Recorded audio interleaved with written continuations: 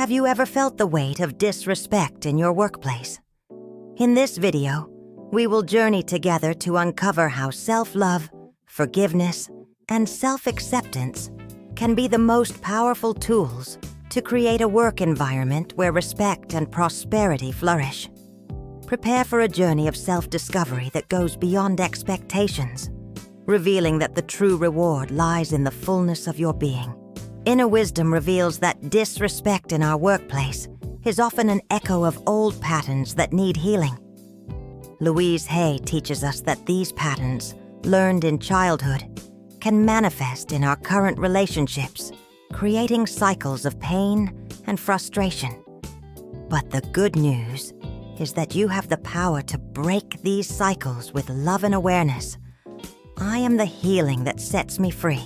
Think about how you were treated in childhood and how that might be influencing your reactions to disrespect from your colleagues and bosses of all ages. Louise Hay reminds us that we are all victims of victims, and that understanding is the first step towards liberation. By recognizing these patterns, you can choose to respond in a new way, with self-love and gentleness.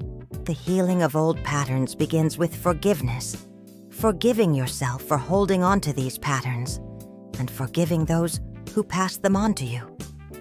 It's not about condoning the behavior, but about releasing the energy of hurt and resentment. Louise Hay teaches us that forgiveness opens the doors of the heart. I deserve the peace that forgiveness brings. By dedicating yourself to healing old patterns, you not only transform your professional dynamics, but also become a beacon of hope in the workplace. Your colleagues and bosses learn that it's possible to transcend the past, that change is always possible, and that love is the most powerful force to build a future of fullness and prosperity. In any relationship, especially with our colleagues and bosses, forgiveness is a bridge to healing and renewal. Louise Hay teaches us that resentment is like drinking poison and expecting the other person to get sick. It traps us and blocks the flow of love.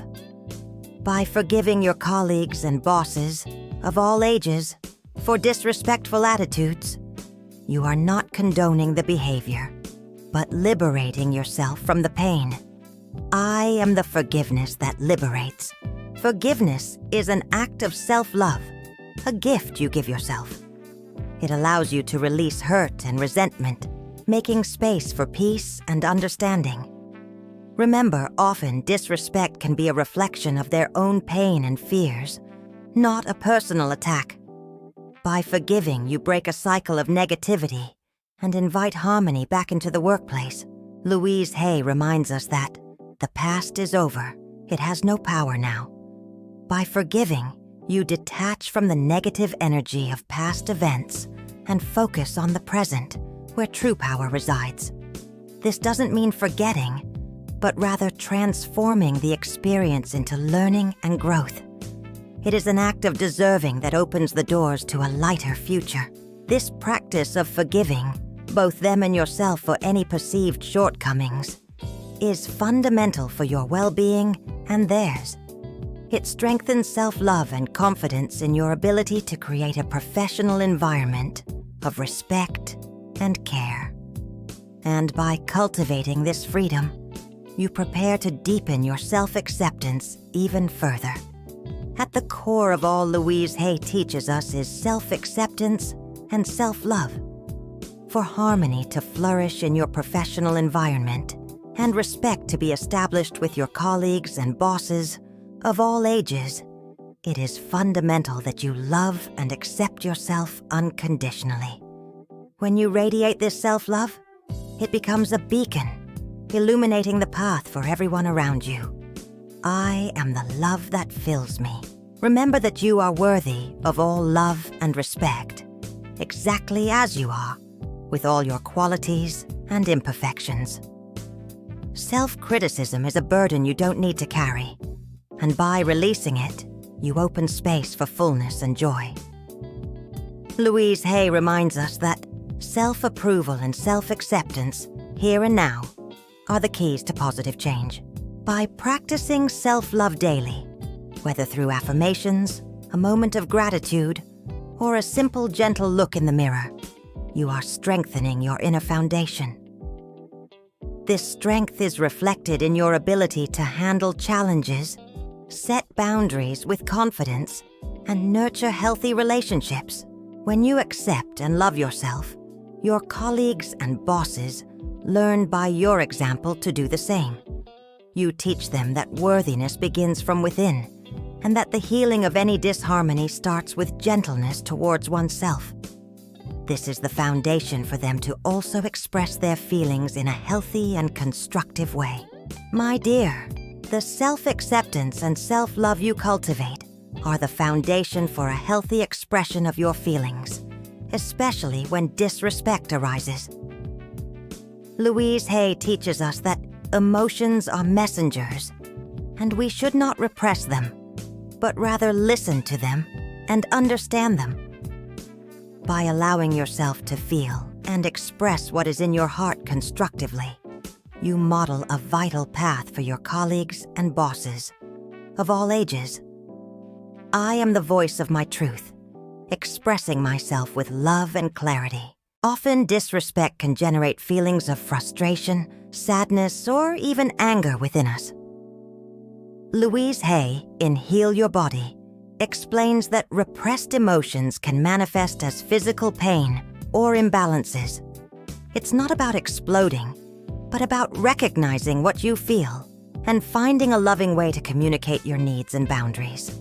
For example, if an attitude from your colleague or boss has hurt you, you can say, "When you do that, I feel sad and disrespected because I value our collaboration very much."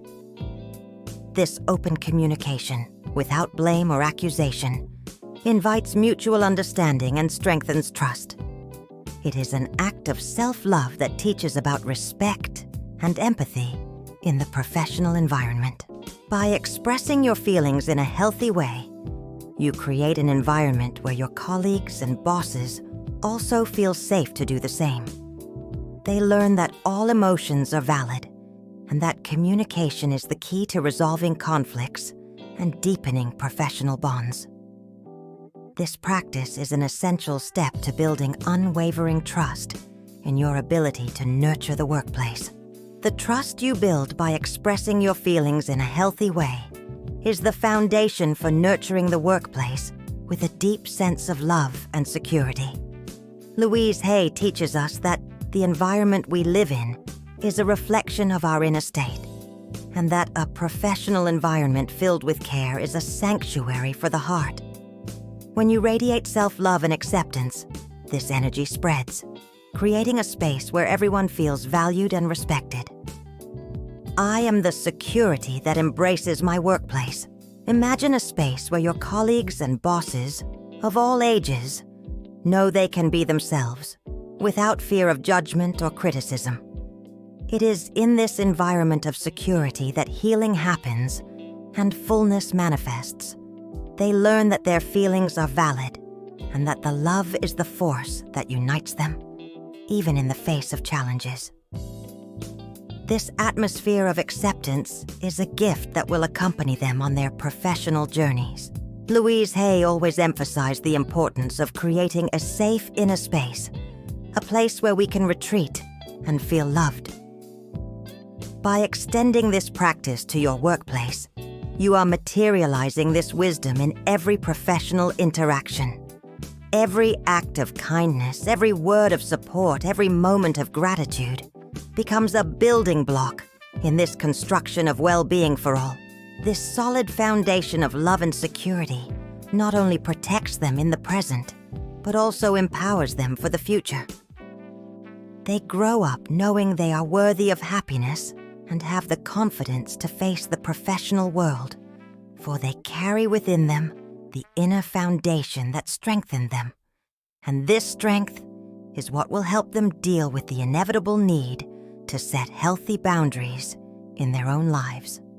The security and love we cultivate in our professional environment are the foundation for an essential step, setting healthy boundaries with our colleagues and bosses of all ages. Louise Hay teaches us that self-love empowers us to say yes to what nourishes us and no to what drains us without guilt. By defining these boundaries, you are not pushing away, but rather teaching about respect and worthiness, both for yourself and for them. I am the strength that defines my space with love. This practice of setting boundaries is an act of self-acceptance and confidence. It shows your colleagues and bosses that you value your own well-being and that they, too, should value theirs. Remember, as Louise Hay affirmed, what we give, we receive. By modeling respect for your own boundaries, you empower them to do the same in their lives, building more balanced and harmonious relationships.